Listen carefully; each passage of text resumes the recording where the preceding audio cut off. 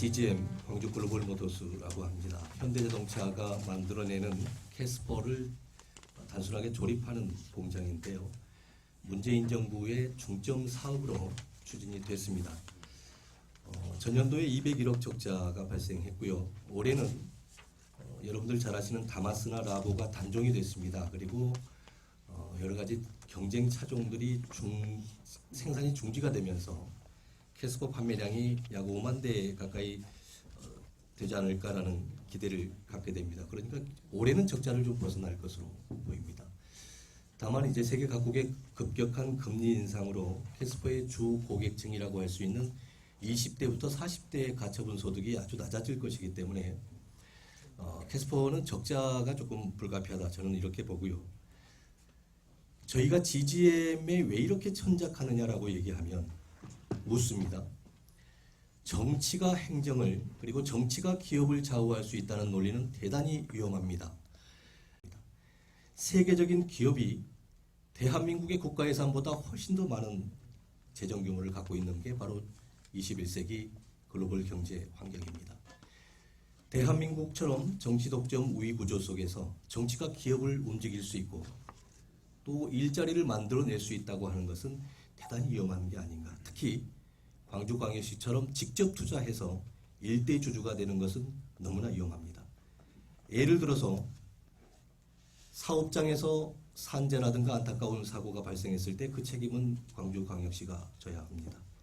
중대재해처벌법은 단순 하청기업이 아닌 원청기업에 대한 처벌을 할 수 있도록 되어 있기 때문에 영업정지나 생산 중단에 강력한 조치를 취해야 되는 자기 모순이 발생하는 것입니다. 또 하나는 현대자동차의 캐스퍼를 단순 조립하는 공장에 중앙정부가 재정을 지원할 수 있는 어떤 근거도 없습니다. 2022년도 대한민국 재정 적자가 1,000조입니다. 어마어마한 돈입니다. 그래서 엄격한 재정 준칙을 준용할 수밖에 없는 중앙정부 입장에서도 어느 한 지역에, 어느 한 기업의 하청 공장에 예산을 지원하는 형태를 갖기가 대단히 어렵다는 것입니다. 더더욱 심각한 것은 이처럼 동종업계 근로자의 절반의 임금을 받고 나머지를 세금으로 메꿔준다면 앞으로 어떤 기업들이 광주에 정상적인 월급을 주고 높은 임금을 주고 공장을 짓겠습니까? 캐스퍼로 약 600명의 일자리가 만들어졌습니다. 어떤 기업도 우리도 600명 일자리 만들 테니까 월급 절반만 받게 하고 나머지는 세금으로 도와달라고 얘기할 겁니다. 당장 먹기 좋은 꽃감처럼 보이지만 광주시의 중장기적인 부담이 될 것이다. 노무현 대통령께서는 혁신도시를 추진했습니다. 중앙에 모여있는 공기업들을 전국 각지로 나눠서 속된 말로 찢어서 나눈 겁니다. 과연 그 시너지가 어느 정도 나왔느냐라는 것들에 대해서는 의문이 있습니다. 하지만 그나마 공기업이었기 때문에 국가가 관리하고 국가가 책임질 수 있는 공적인 영역에 있는 기관들이기 때문에 그나마 나았지만 어느 한 사기업에 대해서 정부가 여기에 일자리를 만들어라, 여기에 공장을 지어라라고 얘기하는 것은 대단히 후진적 정치의 산물이다. 그런 측면에서 GGM은 하나의 단순한 공장이 아니고 앞으로 두 번 다시 정치가 기업의 영역에 또 행정의 영역에 끼어들어서 대한민국을 움직이고자 하는 것들은 시대착오적이다. 또 하나, 지금 사람들이 움직이는 것은 일자리를 찾고 단순히 먹기 위해서 움직이는 것이 아닙니다. 삶의 질을 찾아서 움직이는 것입니다. 70년대, 80년대 우리가 부산으로 대구로 일자리를 찾아서 떠났던 것과는 확연히 다른 이동 패턴을 보여주고 있습니다. 살기 좋으니까 대도시로 모여드는 것입니다. 그런 것들을 인위적으로 막아내기 위한 어떤 정책을 편다는 것은 상당히 국민적 합의가 필요하다, 이렇게 보기 때문에. 박용구입니다. 이렇게 먼저 제가 이 민생당에서 이렇게 그 정책을 중심으로 어떤 지역의 이슈를 가지고 문제를 해결하려고 하는 움직임에 대해서 먼저 대단히 긍정적으로 생각합니다. 먼저 그 지금 현재 세계 경제가 무척 어렵죠. 세계 경제가 어렵다는 것은 곧 우리나라 경제가 어렵다는 말이고, 우리나라 경제가 어렵다는 말은 광주 지역의 경제가 어렵다는 말이 될 것입니다. 제가 가장 큰 문제라고 생각하는 것은 결국 양극화죠. 그러니까 이런 위기가 왔을 때 모든 국민들이 다 고통스럽다면 이게 견딜만 하죠. 그런데 이 대한민국 사회는 그러지 않았어요. 예전에 금융 위기가 왔을 때 그때 부동산 가격이 엄청 폭락했을 때 이렇게 돈을 많이 번 사람들이 누구였냐면 현금을 가지고 있는 부자들이었어요. 부동산 가격 막 50% 떨어질 때 현금 가지고 그럼 샀다가 IMF 극복하니까 다시 100% 오르니까 그만큼 이득을 본 거죠. 주식시장도 마찬가지였고요.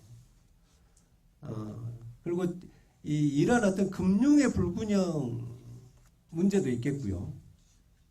또 하나는 지역 간 불균형도 심각하죠.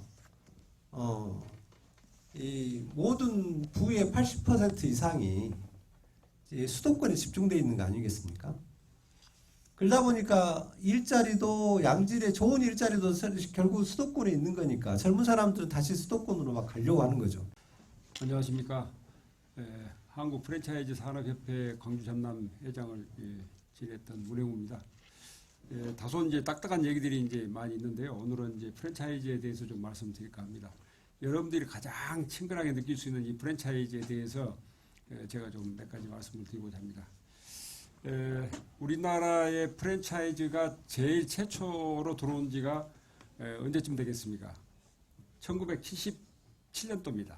1977년도에 림스틱이라는 그 브랜드가 치킨 브랜드가 신세계 백화점 지하에서 처음으로 시작했습니다. 그 다음에 이제 79년도에 롯데리아가 소공동에서 시작을 해서 우리나라 프랜차이즈 역사가 이제 시작이 됐습니다.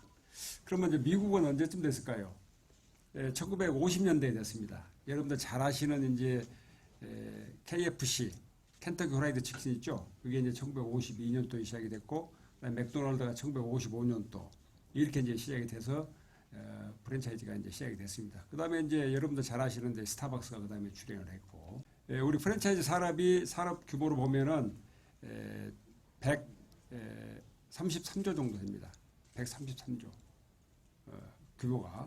그 다음에 이제 우리나라 그 GDP에서 차지하는 비중이 약 6.4%, 고용은 4.7% 정도 차지하고 있습니다.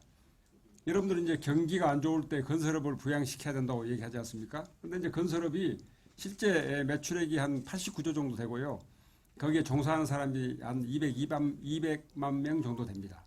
그런데 프랜차이즈 산업이 133만 명 정도 되니까 건설을 못지않는 굉장히 중요한 산업이죠. 이 자영업으로 하고 계신 분들을 좀 발굴해가지고 그걸 이제 경쟁력이 있는 브랜드를 만들어서 전국화도 시키고 또 우리 지역에 있는 브랜드들이 지금 열심히 하고 있습니다만 좀 부족한 부분들을 좀 지방정부에서 지원해가지고 이걸 전국화시키고 세계화시켜서 직영점을 많이 만들어서 고용도 좀 증대시키고 우리 지역의 세수도 좀 증대시키고 여러 가지 또 어떤 그 우리 광주형 프랜차이즈 특화거리도 만들고 또 지원센터도 만들어서 또 프랜차이즈를 하지 않지만은 자영업을 하고 계시면서 너무 이제 자영업 하신 분들의 이 폐업률이 높지 않습니까? 그래서 이 프랜차이즈 센터를 통해서 자영업자들에 대한 어떤 교육 지원이라든가 그런 어떤 노하우도 전수도 하고 이런 것들 좀 해야 되겠다.